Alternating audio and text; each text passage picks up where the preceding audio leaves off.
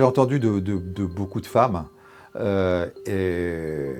effectivement, comme une exacerbation des catégories genrées, si on peut dire les choses comme ça, à la maison. Parce que, voilà, il faut faire 3 repas par jour.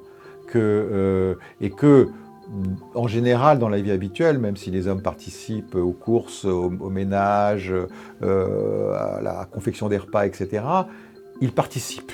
C'est-à-dire que le commandant en chef reste le plus souvent, et je le déplore, la femme à la maison qui en plus travaille et qui en plus a plein d'autres activités à assumer. Et il me semble que le confinement a plutôt exacerbé ces côtés-là, c'est-à-dire que les mamans se sont senties responsables de tous ces repas qu'il faut faire aux enfants, de l'organisation de la vie quotidienne, de l'organisation des devoirs.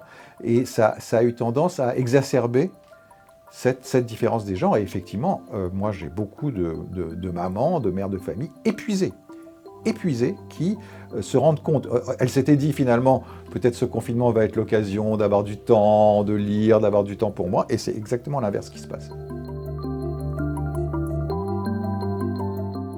Surtout, sans conflictualiser la vie de couple, c'est que de pouvoir redistribuer les cartes. Parce que là, on se retrouve à 2 parents, quand c'est le cas, hein, quand on n'est pas dans une situation monoparentale, mais on se retrouve à 2 parents un peu à égalité. C'est-à-dire qu'on a chacun son télétravail, et puis on a chacun voilà, les enfants à s'occuper et les tâches de la maison.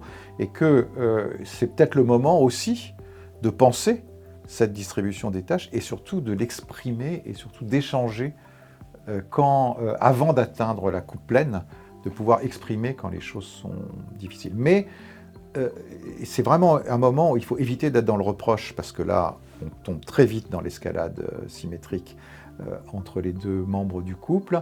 Donc c'est vraiment l'expression des besoins, l'expression des difficultés, l'expression de la souffrance qui est le plus important, mais sans accuser l'autre.